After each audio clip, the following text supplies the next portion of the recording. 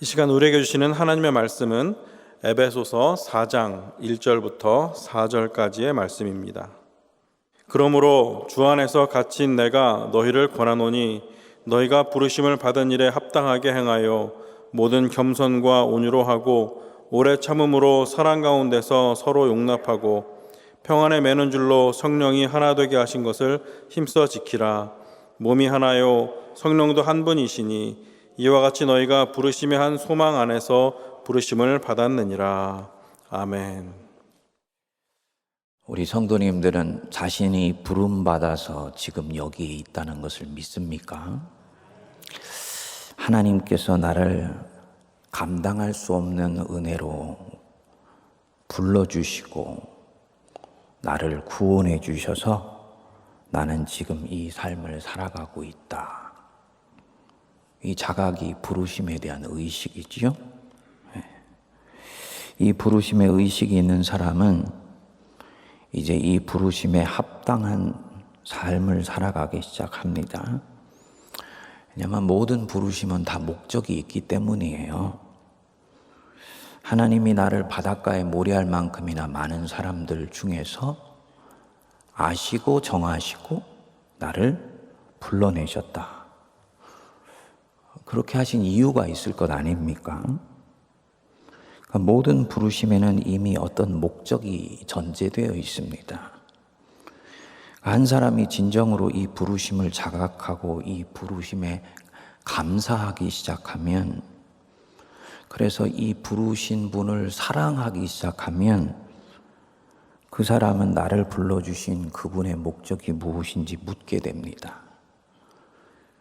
하나님, 도대체 저같이 부족하고 못나고 허물과 죄로 죽었던 저 같은 사람을 왜 살리셨습니까? 왜 이 삶을 선물로 다시 주신 것입니까? 묻게 되지요. 사도 바울로 치면 왜 저같이 죄인 중에 괴수된 자고 만삭되지 못한 사람을 하나님이 불러주셨습니까? 이렇게 묻게 됩니다. 진정 이 부르심이 은혜라는 걸 알고 또 이 은혜가 뭔지를 깨닫게 되면 이 은혜가 내 인생에서 헛되게 하고 싶지 않다. 이 은혜가 그냥 내 인생에서 비껴 지나가는 허사가 되게 하고 싶지 않다 하는 이 마음이 일어나게 됩니다. 그리고 이 은혜를 갚는 삶을 살고 싶어져요. 사명은 여기에서 나오는 것입니다. 사명은 하늘에서 일방적으로 툭 떨어지는 것 아니에요. 내면에서 성령의 인도하심 따라서 발견됩니다. 하나님이 이래서 나를 부르셨구나. 이것 위해서 불러주셨구나. 이게 알게 됩니다. 그래서 이 부르심에 대해서 감격하고 부르심에 대해서 감사하게 되지요. 이 부르심에 대해서 감사하다, 요거를 담보로 해서 어떤 명령을 강제로 주입하는 것이 아니에요. 우리는 너무 이 은혜와 삶 사이에, 감사와 순종 사이를 서둘러서 연결하려고 하는 그런 오류를 가지고 있습니다. 근데 성도들의 삶으로 들어가 보면 이게 잘 작동하지 않아요. 무슨 말씀이냐면, 너 이제 구원 받았지? 그 은혜가 뭔지 알지? 너 감사하지? 그러니까 너는 이제 그 은혜에 부합되는 삶을 살아야 돼 라고 바로 명령하더라는 거지. 성도들이 그렇게 살아보려고 세상에 나가는데요, 뻥뻥 나가 떨어져요. 그래서 오히려 예수를 믿고 나서 자기에 대한 정죄의식이 가득 차 있는 경우들이 많습니다. 그런데 이 정죄의식을 가지고 계속 살아가기 힘들고, 그러니까 우리가 반복해서 주님 앞에 와서 회개하는 마음으로 기도하고 회개하는 마음으로 기도하는 거예요. 문제는 무엇이냐? 처음에는 그것이 내 내면 속에서 잘 작동하는 것 같은데 반복해서 같은 죄를 짓고 사는데도 진도가 나가지 않는 자기를 발견하게 되면 스스로에 대해서 지치는 마음이 일어나게 돼요. 복음의 능력에 대해서 의심하는 마음이 일어나게 됩니다. 은혜와 명령 사이를 서둘러서 메꾸려고 하다 보면서 나타나는 것입니다. 그렇게 하시면 안 돼요, 여러분. 나를 불러주셨다. 아멘 하시죠? 부르신 분이 누구신지를 아는 게 훨씬 중요합니다. 이분은 나를 불러주셔서 그분이 내게 주신 은혜를 담보로 어떤 삶을 강요하시는 것이 아니에요. 그 부르심 속에 놀라운 은혜가 있듯이 새로운 삶으로 초대하시는데도 하나님의 어마어마한 선물이 있고 은혜가 있다라는 것을 우리가 먼저 기억해야 됩니다. 왜냐하면 이 부르신 분은 세상의 누구보다도 나를 사랑하시는 분이시기 때문이에요. 여기서 이 부르심에 합당한 삶을 살 수 있는 내적인 동기가 나오는 것입니다. 그렇기 때문에 진정으로 이 부르심에 대해서 감사하게 되면 자연히 내 안에서는 부르심의 뜻을 묻게 되고 그 부르심의 뜻에 부합되게 살고 싶어집니다. 성령이 나를 그렇게 이끌어 가세요. 그러니까 이 측면에서 보면 바울의 모든 명령, 기독교에 나오는 모든 명령은 이미 그 안에 이 명령대로 살 수 있는 내적인 힘이 전제되어 있다는 것을 말하는 거예요. 할 수 있기 때문에 말씀하시는 거예요. 그게 복음의 힘이지요. 할 수 있기 때문에 명령하십니다. 그리고 사실은 성령으로 거듭난 사람 안에는 그 삶을 살고 싶기 때문에 명령하는 거예요. 자, 이제 하나씩 들어가 보시면 너희가 부르심을 받은 일에 합당하게 행하여, 영어로 보면은 worthy라고 나옵니다. 가치 있게라는 뜻이에요. 그러니까 그 부르심의 가치에 부합되는 가치로 행하라. 부르심에 부합되는 삶이 무엇이냐? 2절에 보시면 우리 같이 한번 읽어보겠습니다. 모든 겸손과 온유로 하고 오래 참음으로 사랑 가운데서 서로 용납하고. 부르심에 부합되는 삶이 하나하나씩 뜯어보면 성품이네요. 행위의 항목을 얘기하는 것이 아니고 부르심에 부합되는 삶의 내용이 성품이에요. 깊이 묵상해 볼 대목입니다. 부르심에 합당하게 살아라. 진실하게 살아라. 그리스도를 닮아가라. 이런 행실을 해라. 하고 행동에 초점을 둘 것 같은데 사도 바울은 놀랍게도 행동이 아니고 성품으로 우리를 이끌어 갑니다. 부르심 받은 일에 합당하게 행하여 모든 겸손과 온유로 하고 오래 참음으로 사랑 가운데 서로 용납해라. 부르심에 부합되는 삶을 크게 5가지 성품으로 말씀합니다.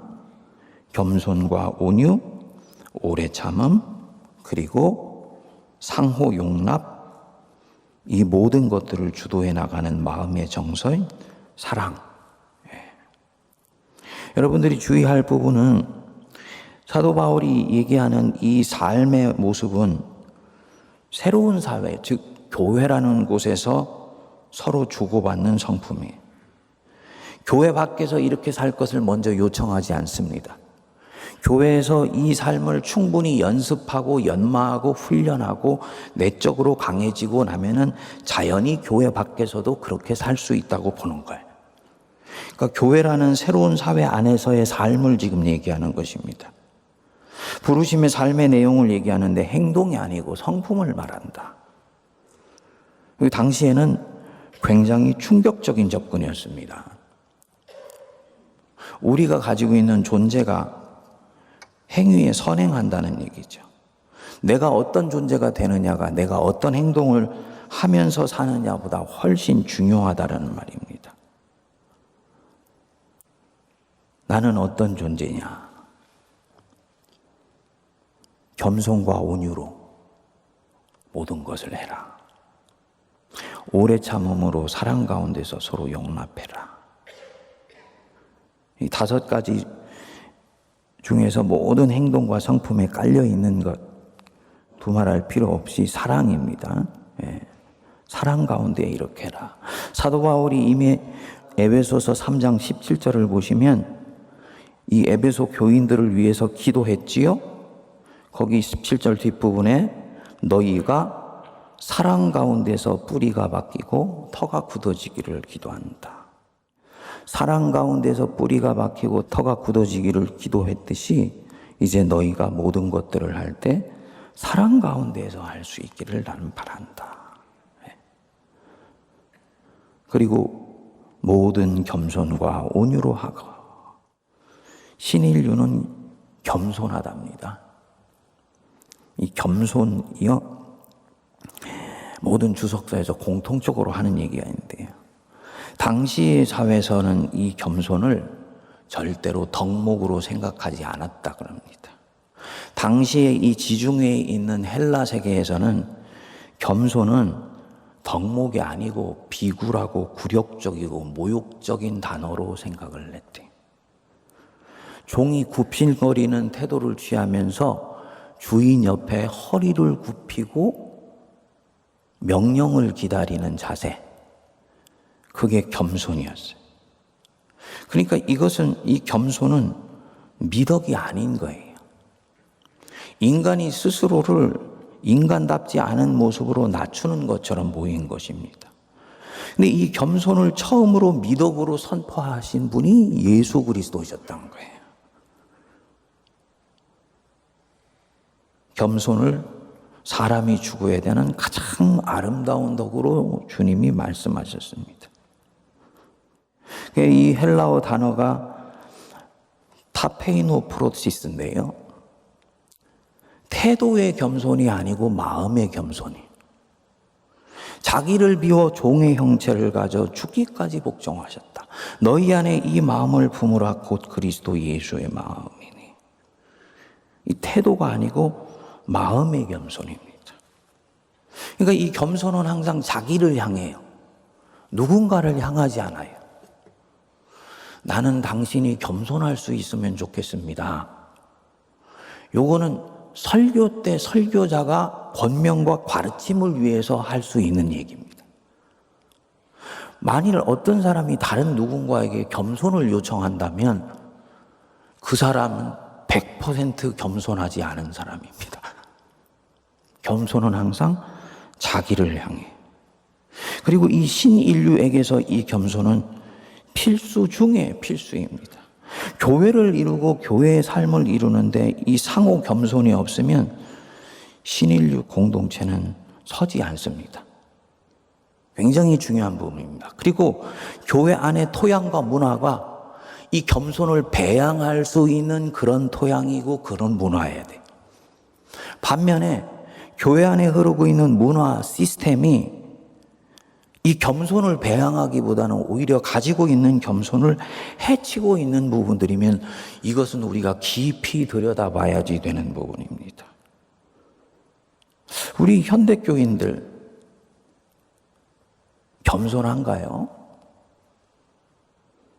아니면 서로 판단하고 서로 정죄하고 서로 비판하는 데 더 익숙한가요?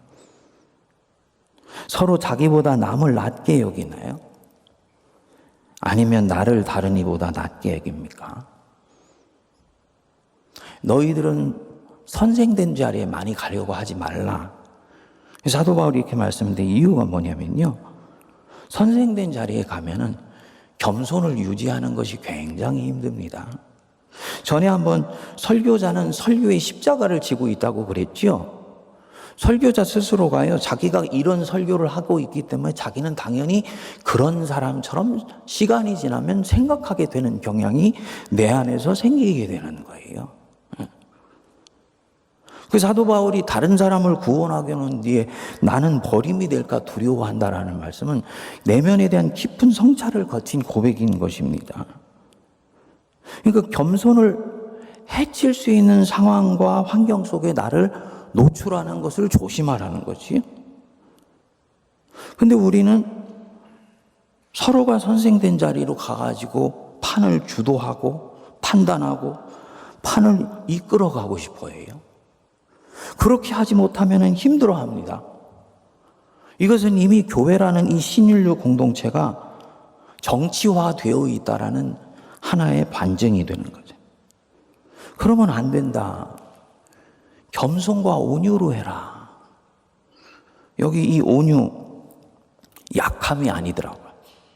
진정으로 강한 사람이 온유하더라. 진정으로 강한 사람은 힘을 통제할 줄 알고 힘을 쓸 곳에 쓰고 쓰지 않을 곳에는 힘을 빼요.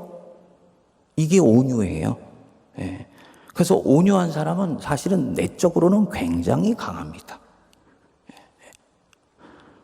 그래서 모든 겸손과 온유로 하고 오래 참음으로, 오래 참음. 화나게 만드는 사람을 향해서 인내심을 발휘하는 것. 예수님 때문에 참아내는 것. 그 오래 참음입니다. 그 다음에 뭐라 그랬습니까? 사랑 가운데서 서로 용납해라. 상호 용납해. 상호 용납. 여러분, 이 겸손, 온유, 오래 참음, 상호 용납, 이게 참 영적인 여정에서 이 성품을 계속 맺어가면서 사는 것이 부르심에 합당한 삶인데, 교회 안에서 이 성품을 맺어가면서 사는 것 참 쉽지 않더라고요.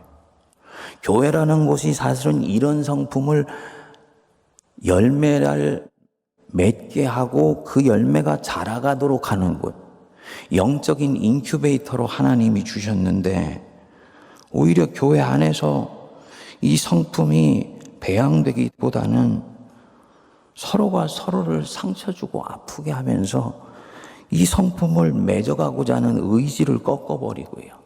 또 이전에 맺었던 이 성품들이 더 이상 내 안에서는 잘 맺혀지지 않는 이런 현상들이 현대교회 안에서 많이 일어납니다.